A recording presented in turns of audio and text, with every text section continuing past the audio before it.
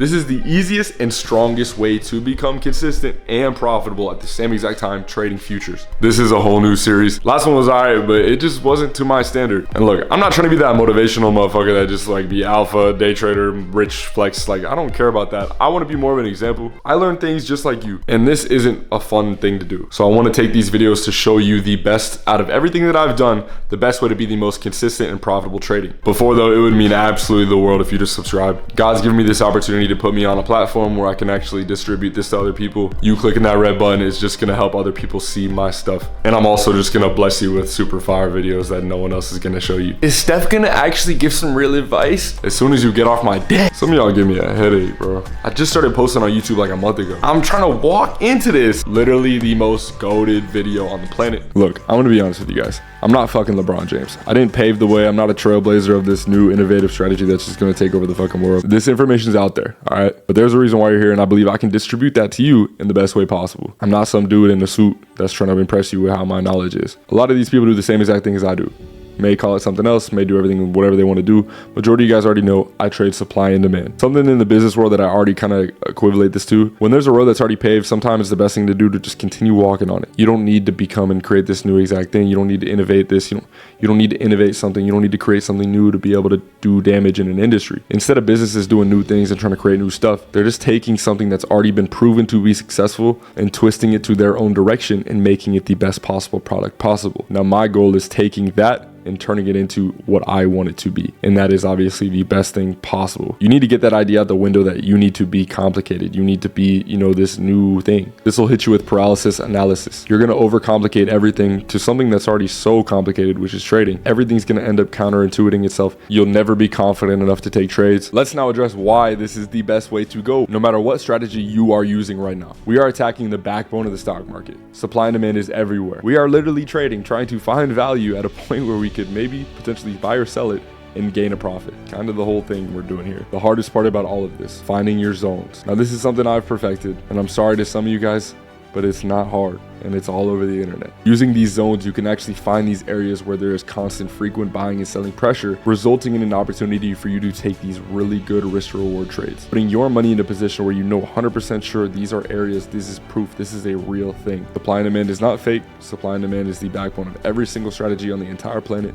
We are just using that to the core. Now, my goal here isn't just to turn you into a supply and demand only person. Just like myself, I use supply and demand, but I also have these personal indicators, personal things that I do every single day that you might not like, that I like to do. This is where your strategy needs to start.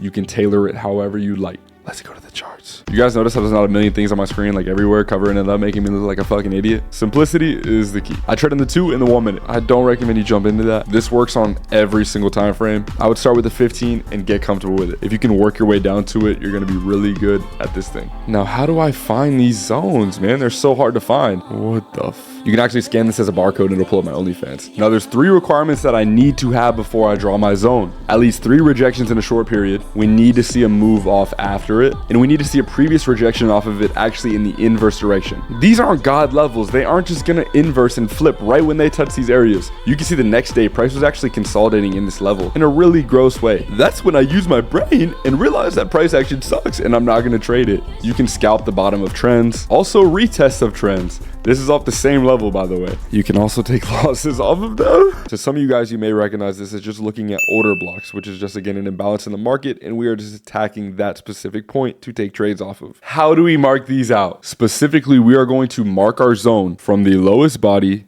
to the lowest wick. This way, sometimes we're going to miss plays, and I've kind of just started to live with it. But with this style, we are attacking the lowest point, which is technically the most volatile point, giving us the best opportunity to use our risk to reward and give ourselves the best opportunity to put a little in and make a big bag. You guys got to remember, I scalp. I don't give a fuck about what you got to say. The best thing about this is the risk to reward. I could have a 3-point stop loss right here, meaning I can use a little bit more contracts than usual because of how small the stop loss is. And my potential, I mean, you guys see the move off this level. Holy shit. This is all about risk management. Some dude comments and saying, oh, all he talks about is risk management.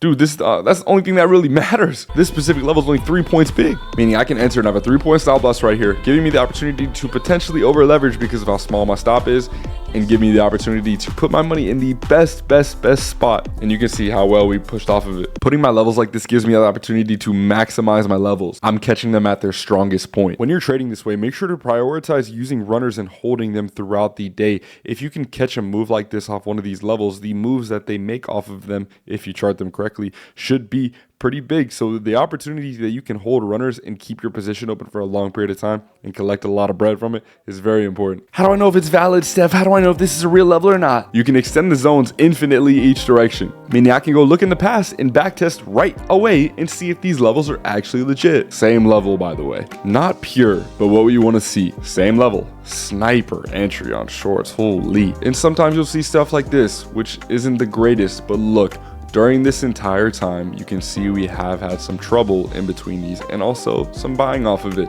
Now, this isn't gonna change the trend.